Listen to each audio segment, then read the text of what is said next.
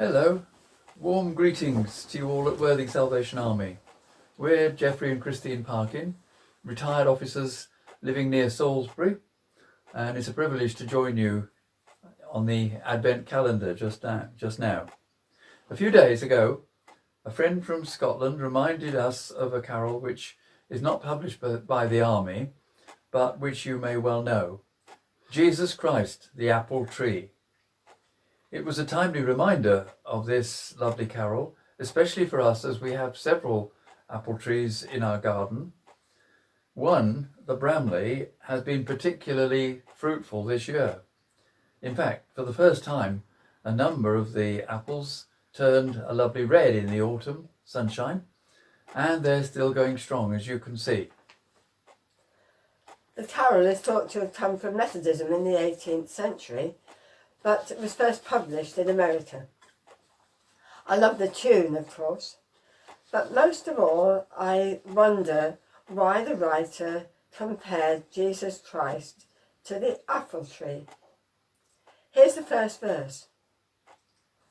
The tree of life my soul hath seen, laden with fruit and always green. The trees of nature fruitless be, compared with Christ, the apple tree. I wonder what you think of that. Of course, the apple tree, at its best, provides beautiful blossom in the springtime, lovely shade for us to sit under in the warm summer sunshine, and that gorgeous fruit in the autumn and on into the winter sometimes. All of those ideas come through in the verses of the carol.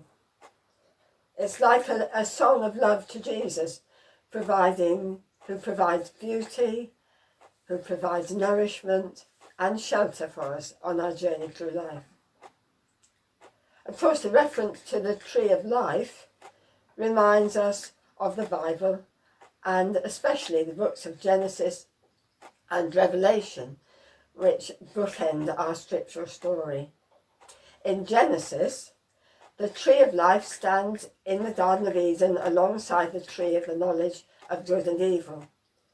And after Eve is tempted by Satan and Adam and Eve are ejected from the Garden of Eden, Genesis 3 tells us that there was a flaming sword that stood at the entrance to prevent people returning to the Garden of Eden and for the nourishment from the tree of life.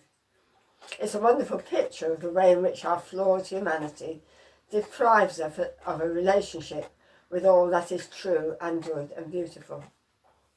And then in Revelation 22, at the end of the Bible, there's that marvellous picture of the new heaven and the new earth, and the tree of life that straddles the river there and has 12 different fruits and its leaves for the healing of the nations. Once more, a restored humanity brought about to us by Jesus Christ.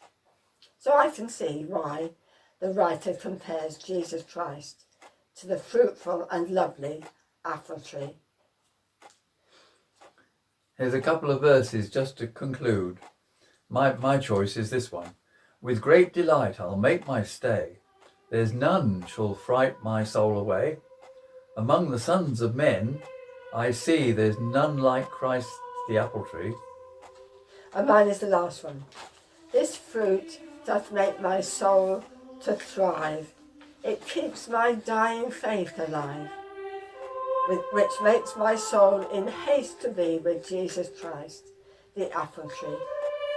Thanks for listening, and a blessed and happy Advent and Christmas to you all. Amen.